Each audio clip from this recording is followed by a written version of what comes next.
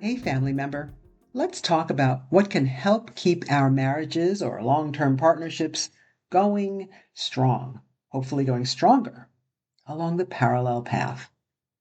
I've been reading up on this and I've been living it too.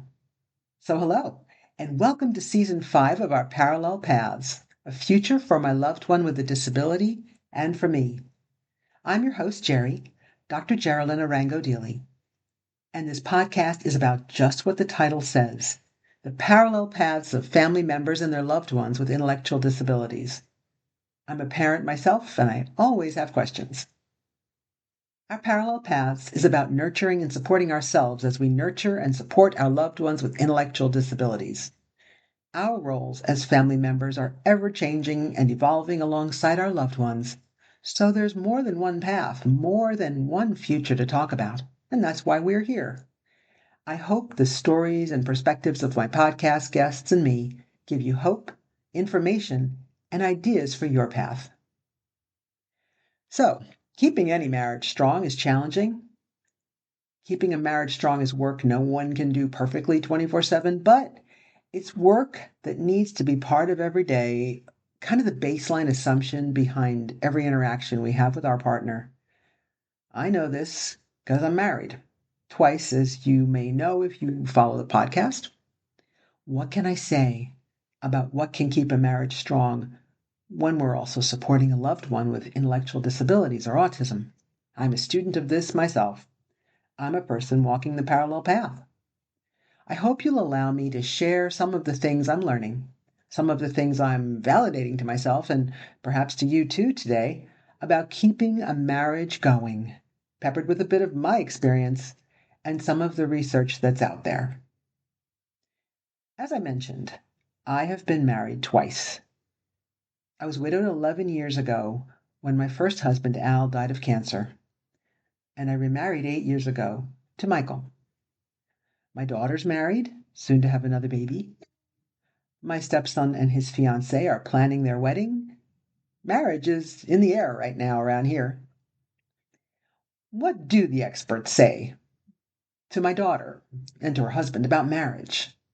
What do they say to my stepson and his fiancée about what happens after the reception is over? Not to be mistaken for what when the honeymoon's over, because that's different. Beautiful young couples these guys are. Couples you and I might have been years ago. Parenthetically, though, I think people in marriages or long-term partnerships are experts of sorts. But one of my favorite, more academic experts are Doctors John and Julie Gottman, longtime researchers about healthy relationships. Back in 1999, with an update in 2015, Dr. John Gottman wrote a groundbreaking book called The 7 Principles for Making Marriage Work. So, just to start today, these are the principles I put my spin on from Dr. Gottman to say to my daughter and her husband, 7 years married, and to my stepson and his fiancée, who are currently in a high-octane wedding planning mode. And this is also, though, where I'd like to start with my own marriages and with all of us on the parallel path who are married or in long-term partnerships before we look at the research on the extra challenges to our marriages when we're supporting a loved one with an intellectual disability. So, the first principle of making marriage work, according to Dr. John Gottman, is to, 1, enhance your love maps. So that's really about holding on to the information about your partner's life that's just the stuff. From the little things, like, their favorite desserts, to bigger stuff, big stuff, like their dreams, their stressors. And hopefully they're holding on to yours as well. Because love is in the details, in knowing what else matters in each other's worlds. I mean, I have to be careful with Michael's favorite desserts because he is a type 2 diabetic, but he is a very satisfying person to roast a chicken for. I always look back at my Al's health issues and I wonder if I could have done more as he went through cancer. So I know I try to support Michael in doing whatever he's trying to do to take care of his type 2 diabetes. I try to go with him to the doctor when I can because I know it's stressful. I would love to be better about football, but that I'm not quite there yet. Number 2, nurturing your fondness and admiration. Simply put, happy couples respect each other and like each other. The third principle from making marriage work, according to Dr. Gottman, turn toward each other instead of away. And Gottman calls this keeping a quote unquote emotional bank account. If you have more good feelings and like positivity kind of stored up about your partner, so you're kind of holding on to that, it gives a cushion for the rough times that all marriages inevitably have. Sometimes that feeling you got to say to yourself, oh, remember, even though I'm going to strangle this person, remember that they did this. Number 4, let your partner influence you. Happy couples try to work as a team, and the team considers each other's perspectives and feelings as they're making decisions. And they make these decisions together and try to find those common grounds in difficult situations. Letting your partner influence you is about realizing you can learn from your partner, and it's not a weakness on your part. It's not a loss of control on your part. It's just letting them give you something to think about, letting them have an effect on you. Number 5. This one kind of goes with number 6. Solve your solvable problems. Gottman says that there are 2 types of marital problems: resolvable and perpetual, which is also the unresolvable. It's important for couples to figure out which are which are the resolvable and which are the perpetual. And sometimes telling the difference can be tricky. So, according to Gottman, he'll say that one way to identify a solvable problem is that it seems less painful. It's less gut-wrenching or intense than the perpetual kind of unsolvable problem. And those are the gridlocked ones. Solvable problems are situational, and there's no underlying conflict. So it's kind of like picking a minivan or an SUV. It's solvable. Number 6, like I said, goes with this. Number 6 is to say overcome gridlock, because gridlock is when the problem kind of seems like it's unsolvable. Gridlock is about unfulfilled dreams. And so Gottman says that the goal with the perpetual problem is for couples to move from gridlock, that place of like, some part of me isn't getting what I'd really dreamed of, to dialogue. And again, what he's saying is that that has something to do with unfulfilled dreams on one or the other person's part. Gridlock is a sign that you have dreams for your life that aren't being addressed or respected by your partner. So this is Gottman speaking. Happy couples believe it's important to help each other realize their dreams. I mean, Al and I sought counseling a couple times when that gridlocked dialogue issue was not resolving. So we took it to the next level and had somebody help us through. And what about the unfulfilled dream a couple might have had about, in our case, retiring and spending their time traveling, visiting the grandkids, tending the garden, playing golf? I mean, I look at my own friends and I see them some friends drifting off in that direction. They're going to be able to travel whenever they feel like it. They're going to be able to visit and jump on a plane. They're going to be able to do whatever, whenever. And part of me feels a little jealous, a little envious. Because it is different when your adult loved one has a disability and you're trying to support them, especially in a more community setting. This is not a slam dunk for us. Retirement isn't like, okay, I'm done. I'm off to do whatever I want. So when you have that gridlock, what is the dialogue then? And I don't know for sure. But the conversation, the effort to overcome gridlock, it needs to happen and it needs to be ongoing. Gottman's seventh principle of making marriage work is to create shared meaning. Because marriage isn't just about the kids. It isn't just about the chores and the grind and the sexy time. It's about something else too that is unique to a couple's life together, a level of meaning that comes from the life that you've prepared and that you've made for yourselves. It's the rituals, little stuff like eating together, reading to your children, or how you spend the holidays. And also like an appreciation for the roles and the goals that link you and lead you to understand and treasure what it means to be part of the family that the two of you have become. This is Gottman speaking again. But in Michael's and my case, for example, it has become bringing everyone together for Thanksgiving. This late in life marriage where we're not reading to our children, maybe our grandchildren, but we're not reading to our children or whatever. We've found a holiday where we can gather almost everybody, almost all every year. And it ends up being big enough some years that we have to rent a place to do it. And otherwise, we do it in the house, but it's great. It's tons of work and we're really punchy and our feet hurt when we're done. But we get the kids together all in one space. And that's our shared meaning, and we'll take it.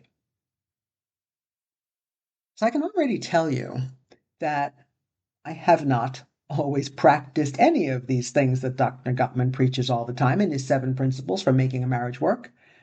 Not as well as I should anyway, but as I think about these 2 couples, my daughter and her husband, and my stepson and his fiancée, I do feel like they're off to a pretty good start. But really, at least in my experience, it's all about the actual journey. The title of Gottman's book is Making Marriage Work. And I want to exchange the word marriage with commitment for a second. Because one of the things I've seen in marriages that work and marriages that don't is the level of commitment that is or isn't there. I believe that both partners have to be committed to the marriage. If one partner isn't fully committed, the marriage won't survive unless that somehow changes. If both partners aren't fully committed to the marriage, it's not going to work. It takes 2. And commitment is what you work from. Commitment is what you promise wherever you take your vows. Marriage is work. And I'm still going to add in, there's even more to making a marriage or long-term partnership work for us, couples on the parallel path. Couples who are likely older than my stepson and his fiancée or my daughter and her crew, and they have been couples like us who have been together longer, perhaps. Although, I was married once for 23 years and now I'm married for 8. My first husband, Al, and I were together through the school years for both of our children. Through the challenging, way fun teen years, Al and I were together during times when it was just the 2 of us. Then it was the 3 of us. Then it was the 4 of us. And that 4th member, that Nick, things got complicated. Serious illnesses from birth, behavior issues at home and in school, intellectual challenges. It got complicated. It challenged our marriage and our relationship with one another. And I always treasured that when Al and I realized that one of the reasons we were struggling as a couple was because we had such terribly conflicting schedules with all that was going on. And we really weren't even seeing each other enough because we were just making sure somebody was in the house to take care of the kids.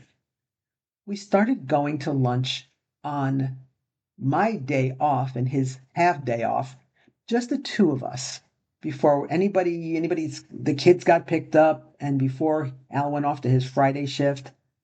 And that time together really helped to get things back on track. Because finally Al and I were together for the illness that took him from us too soon. My second husband, Michael, is with me as my 2 children have aged into adulthood, one who has completely left the nest and one who has left the nest, Working on it. We're always working on it, my Nick, with lots of support. And Michael has 3 adult children of his own, all long gone from the nest. He is not my children's birth father, yet in his own way he has stepped into many of the roles their birth father did play, even though the decision buck ultimately always stops with me.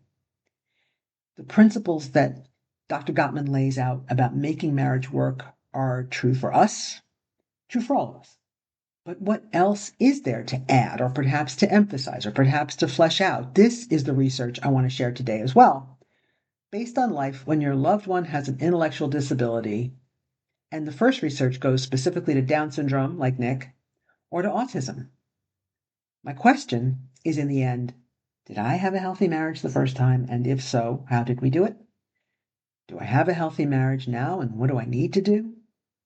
What can any of us do to understand the impact of having a child, now an adult, with intellectual disability or autism, on a marriage? So here's me today, going deeper and finding some additional ideas and wisdom to share from the Journal of Intellectual and Developmental Disability, the May Institute, and I hate to tell you, AARP. For many of us, building and maintaining a strong marriage is one of life's major challenges. Only about half of us even succeed. Divorce rates have hovered around 40 to 50% for several decades. You probably know that. The good thing was that the numbers started to decline a bit in 2008, maybe because social norms are changing, maybe because people are marrying later, depends on what you're reading. Second marriage divorce rates are higher than first, which I found out just before my second marriage. They're at like 60%. But anyway, couples that have loved ones with disabilities often have more stressors that may impact their relationships. And yeah, the divorce rate for us too, similarly high, 40 to 50%. And yet many couples manage to keep their marriages healthy and strong, even as they attend to what sometimes feels like a never-ending set of needs of their loved one with a disability into and through adulthood, whether they live in the home with them or not. So the first thing I found was an article on expressible.com by Alexis Irazoque, and she's a speech therapist. She wrote about a study by Easler, Taylor, and others from 2022 research in the Journal of Intellectual and Developmental Disability. And the article was entitled Uplifts, Respite, Stress, and Marital Quality for Parents Raising Children with Down Syndrome or Autism. Big long title. I wanted to dig deeper, though, into the study than just reading the article. So I took advantage, frankly, of my professor status to get a copy of the journal article from the university library, because I'm not a member of the organization that published it, but is a privilege of being a prof. So I got a copy. I will tell you, if you don't already know this, that a peer-reviewed journal article is often pretty long, pretty dry, but this one resonated with my question, so I was eager to get through all 19 pages of it. The article specifically discussed results of a survey. They surveyed 213 couples, about half whose child had autism, and the experiences of the other half, couples whose child had Down syndrome. So this is right up my alley, of course. What was novel about the study was that it wasn't about like husbands' experiences or wives' experiences. It was about the couples being studied together and the effects of what the article refers to as uplifts. Uplifts, they define those as perceived pleasant experiences that counter daily stress. The article also looked at respite care, it looked at stress, and it looked at marital quality across these mothers and fathers of children with autism and Down syndrome, and they report the results by disability. So I'll share that with you. It turns out that when parents of children with autism reported more uplifts, remember those pleasant experiences, and less stress, they individually reported better marital quality. The wives of children with autism reported better marital quality when their husbands reported more uplifts and less stress. So appreciating the good things in our loved ones and recognizing the good things that happen on our journey led to a stronger marriage for couples who had a child with autism. And hearing about it, sharing the good between the two of them really, really helped. In this case, it seemed even more important for husbands to appreciate and share the good with their wives, with the moms. Higher demands and fewer uplifts may cause people to view their marriages negatively. Communication matters, especially when there's something positive to communicate. And sometimes wives, moms, really need to hear it from their partners, from their husbands, because moms are often on the front line day to day. Now, wives with children with Down syndrome who reported more uplifts individually and along with their husbands, they reported less stress and better marital quality. So the wives noticed, and even better when both noticed the good, for taking down the stress and improving their marriage. As a parent of a young man with Down syndrome, I know my late husband Al and I, we celebrated every milestone because they were just that much harder for Nick to attain. And we really worked hard to support Nick along the way. My homie with extra chromie, he met his milestones late. Nick met his milestones with a lot of support, but Nick met his milestones. And those uplifts, the day when he finally walked when he was 3, the day he came home from a month in the hospital, and seeing the look on his sister's face when we walked over to pick her up at school, I still remember those uplifts. They kept us going. Think about yours and think about them again. So the research also talked about other stuff, like when a loved one has a disability, how important and helpful it really is to have couples have the opportunity to get a break, more formally known in our world as respite. Getting respite was directly associated with marital quality for the parents of children with autism, and indirectly associated with marital quality for parents of children with Down syndrome because it just reduced their individual stress. So take a break. It isn't easy. I know this. And it also is really easy to be afraid to take a break because you know you're holding up the universe. But you do need that break. Your spouse, your partner needs that break. Your marriage needs the break. And you know what else? Your loved one probably needs it too. They may need a break from you. As I kept looking for what's out there on marriage for those of us on the path, I read another article from May Institute in Randolph, Massachusetts. So according in that one, Dr. Nancy Gaggi, the former director of clinical training, she said that parents of people with disabilities who have successful marriages have some things in common. They include accepting each other's strengths and weaknesses, which makes me think of Gottman's turning toward each other and that emotional bank account.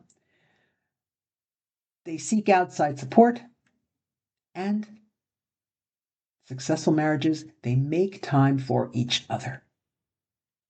So, she says, parenting a child with autism spectrum disorder or other developmental disability or a severe behavioral or psychiatric disorder is not intuitive.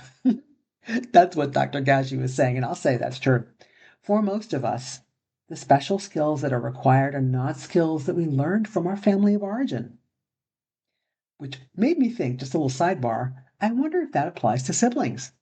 I wonder what siblings learn from us, their parents, in their family of origin. I wonder if it's different. I wonder if it's the same. Another issue that gets in the way of keeping marriage strong and intact, according to Dr. Gaggi, is a perceived lack of support from extended family, from friends, from the community in general. Sometimes parents with a loved one with a disability feel criticized, feel shunned, or avoided by their own parents or siblings or friends or neighbors. And I'll say even parents who have loved ones with disabilities. I found in my experience, sometimes there was a pecking order there too, which might or might not have anything to do with the disability, but whatever it is, it can lead to a sense of isolation.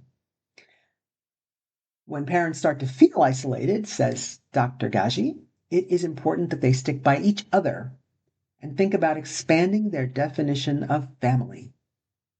That sounds like we're going toward the Gottman's shared meaning. It's a good idea to seek out other adults who will become allies, individuals who work with you and learn how to help you meet your loved one's needs. Families that do that do the best, they have a support system to help them. And that team is well integrated into an expanded family structure. And that team can include family members, certainly friends, professionals. In our house, we have professionals woven into so much of Nick's life that it does help Michael and me to kind of have a life, to get an occasional night away, because Nick is with someone at the condo, with someone in the community, with someone at work. So with assistance provided by a trusted member of the relief team, as Dr. Gaji says, which is what just happens to us, couples can even plan an occasional date night so they can get away and enjoy each other's company. I would say do it. And it's sometimes really hard because the temptation is to use the time that you get away to clean your house or something, you know. We have professionals woven into Nick's life. It helps Michael and me to have a life, to get an occasional night away because there's someone there, and I try not to be practical in those moments. I found the last bit of wisdom on keeping our marriages strong while supporting our loved one with an intellectual disability or autism at, a 2023 article in AARP.com. I have to say, though, I'm glad they wrote about it because it's finding this information in common places, in places where typical folk go to.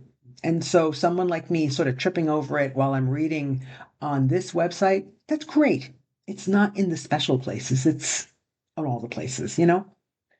This article is by a caregiver herself named Lee Woodruff, co-founder of the Bob Woodruff Foundation. And they work with injured service members and their families. Anyway, this article is called The Challenges and Joys of Caregiving of an Adult Child with a Disability. Bingo. Through several family stories in this one, the author acknowledges, yes, ours is a full-time job. I think it's a full-time mindset and headset, wherever your child lives, with you or in the community or wherever. But marriage is a full-time job too. And Woodruff echoes some of what Gottman says, what the journal article says, what May Institute says, and some of what my experience says too, perhaps yours as well, that marriage is around the clock, lifelong commitment, as is disability. So find activities so you can keep a sense of yourself. It could be exercising, meditating, or just going outside in the yard. Also, connect with parents going through similar journeys because that support and familiarity builds a strong community. I find that I love the person that I don't have to explain anything to. They just know because they're going through it in their way too. Life goes by fast. Just as you make focused time with your loved one, make focused time for your marriage. If you can get respite, great. If you can rent a movie and drink wine at 10 o'clock at night, that's good too. Try to solve your solvable problems. And if you're able, plan ahead. Think about trusts and savings, things to help you with the problems that are also kind of perpetual, that we're always thinking about and always tweaking, because those really are in the back of all of our minds. What's going to happen when I'm gone? Keeping any marriage healthy, again, takes a lot of work. Keeping a marriage strong in the face of challenges brought on by raising a loved one with special needs takes even more effort. But overcoming these obstacles together can be rewarding and fulfilling and can strengthen a marriage. If you give it the time and attention that it needs to thrive. Marriage isn't easy, you know that, and I know that. I think my daughter and her husband know that, and I believe that my stepson and his fiancée will learn that too. When marriage works, it's a wonderful thing. It's a wonderful thing to the extent so much for me that I was up for trying it a second time. So to conclude, I'd like to consolidate, maybe put it all together, what can help a marriage on the parallel path in addition to what helps any marriage. These are my takeaways from a bit of what's out there, a bit of what I've shared with you today. And I wonder, what are yours? Please feel free to comment here or on the Facebook page. So these are mine. Number 1, our parallel path is a more challenging path than the path of those who are not directly supporting a loved one with a significant disability. It's a bit more challenging for some, a lot more challenging for others. Number 2, notice the good. Notice the uplifts. Remember those pleasant experiences, those pleasant things that happen regarding your loved one with a disability, and share them with your partner. Sharing this can really help your marriage. At the very least, it can help counter some of the stress. My number 3 takeaway, consider your tribe. Build your tribe, the friends, the family, the staffing you have who understand and care and can help if you need them. You and your partner are not alone. And you're going to find that you want to give back in your own way to them as well. Number 4, recognize that you really do need to take a break as a couple, even if it means wine and cheese and Netflix at the end of a rough day. Remember, you were a couple first. It's so easy to lose sight of each other because there's so much to be looking at. The work is in keeping our relationships on the radar, no matter what. My 5th takeaway, listen to your partner. Give your attention to their thoughts, even if you don't agree with them all the time.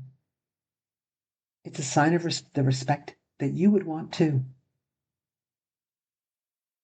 Number 6, we hope to always love our partners, but we've got to like them too. And number 7, my last takeaway, take care of yourself so that you can take care of all the other stuff too. What would you add to this list? Listeners, thank you so much for spending time with me on today's episode of Our Parallel Paths. I hope you'll like and follow our podcast. I hope you'll share it with family and friends. And I really hope you'll return to listen and maybe learn from more stories of people like you and me and our loved one with a disability on our parallel paths. You are not alone. I'd love to hear from you. Please feel free to comment. Please feel free to rate the podcast. Please feel free to join our Facebook group.